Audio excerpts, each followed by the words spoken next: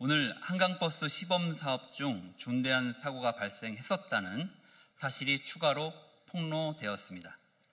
보도에 따르면 올해 5월 16일 오후 5시 10분경 시범 운항 중이던 한강버스 102호가 선착장 콘크리트 구조물과 부딪혀 선박 좌측 하부가 찢어지고 밑바닥이 긁히는 사고가 발생했습니다.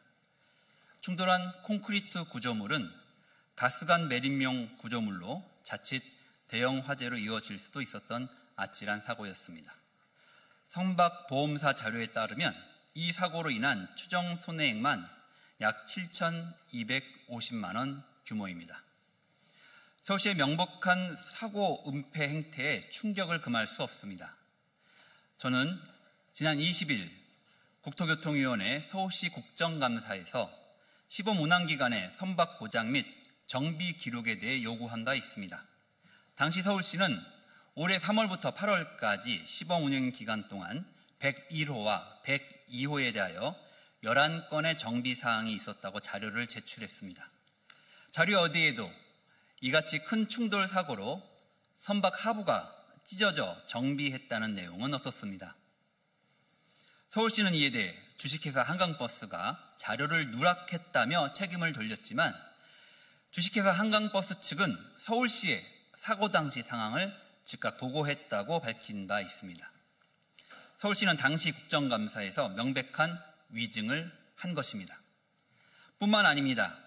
10월 29일 시민의 제보로 10월 시범 운항 기간 중 한강버스 101호가 철제 부표와 충돌해 부표가 넘어지며 선박 아래에 깔렸다는 사고 사실이 폭로되자 31일 뒤늦게 서울시는 시범 운항 기간에 총 3건의 사고가 있었다는 사실을 시인했습니다.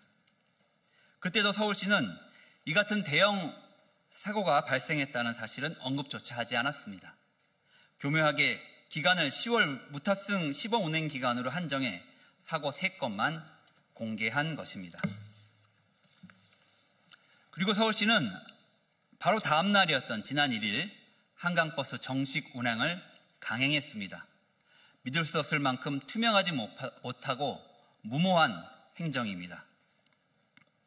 이제는 서울시의 한강버스 관련 발표들을 도저히 신뢰할 수 없는 수준에 이르렀습니다. 지난 31일 발표한 사고 보고서가 조작되었을 가능성도 배제할 수 없습니다. 부표 충돌 사고는 10월 17일 오후 8시 40분경 발생했습니다. 다음날 오전 서울시에 보고된 사고 보고서에는 부표의 등화가 작동하지 않아서 못 보고 충돌했다고 적혀 있었습니다.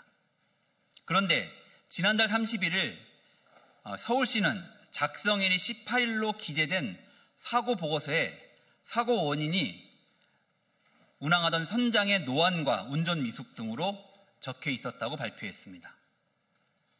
부표 충돌 사고가 폭로되자 서울시가 그제서야 뒤늦게 CCTV 영상을 돌려보고 기존 사고 보고서에 기재된 사고 원인과 실제 사고가 다른 것을 확인해 보고서를 수정한 뒤 사고 보고서 작성 일자를 10월 18일로 위조한 것이 아닌지 의심스러운 상황입니다. 서울시는 유독 한강버스 사고 및 하자와 관련하여 납득할 수 없는 수준의 축소 및 은폐 행태를 보이고 있습니다.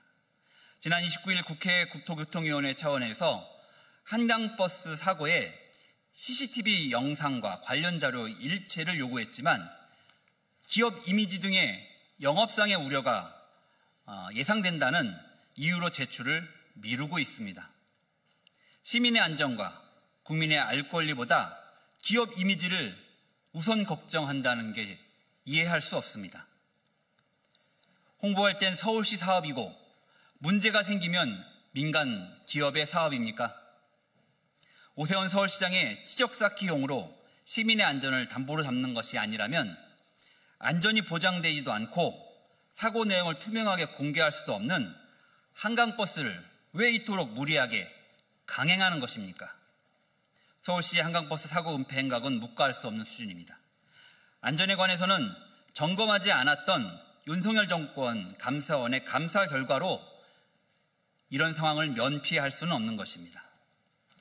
유선 및 도선사업법 제29조에 따라 각 사고가 오세훈 서울시장에게 보고되었는지부터 또한 국회에 위증한 경위 그리고 사고 CCTV 영상에 담긴 사고의 진실까지 낱낱이 밝혀야 합니다.